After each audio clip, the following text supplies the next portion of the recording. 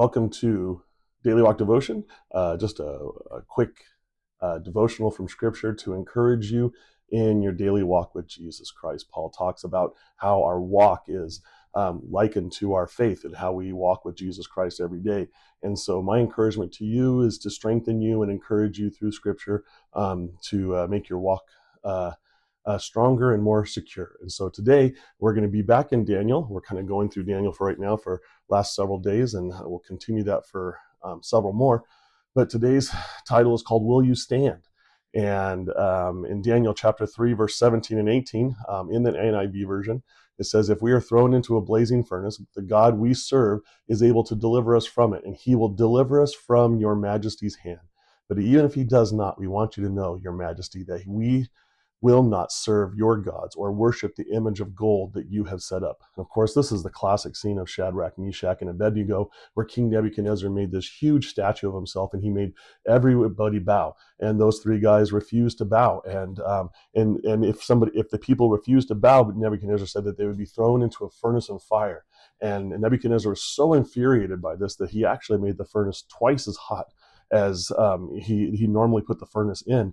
And he took them there, and he brought the guys before them, and they're like, you know what?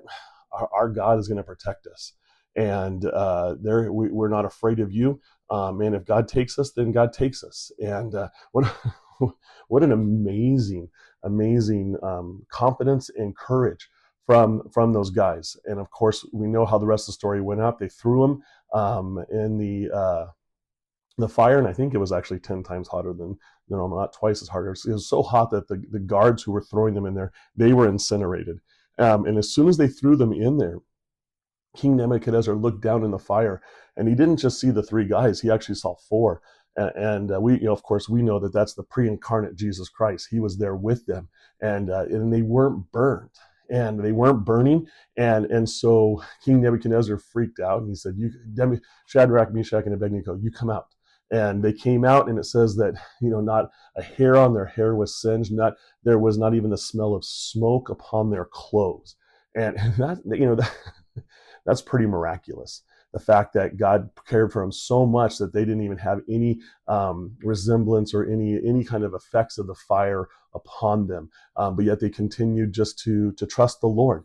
And to correlate that to us, of course, most of us will never stand before a ruler of a country. We probably won't even stand before government officials and be charged for our faith. But this is a great example, and an extreme example, to show us how we need to stand for our faith. And I think there's so many opportunities where close family friends or coworkers are like, are you one of those Jesus freaks? Are you one of those followers of Jesus Christ? And we kind of have a Peter moment. Are we going to deny the Christ, or are we going to admit that we follow Jesus Christ, and are we going to take a stand? Or even in school or workplace where Christ is being defamed, or somebody's being wronged, or we're being discriminated against because of our faith, are we going to continue to stand, and are we going to trust the Lord?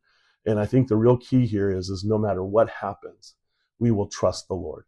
And there's so many times where our faith is tested like that. And listen, if you failed, I want to encourage you, because just as Peter failed in his denial of Christ, but God restored him. If you failed in the past and you beat yourself over it, I just want to encourage you that God's still with you. Jesus is still there, and he's ready to restore you, and he has plans. He wants to use you.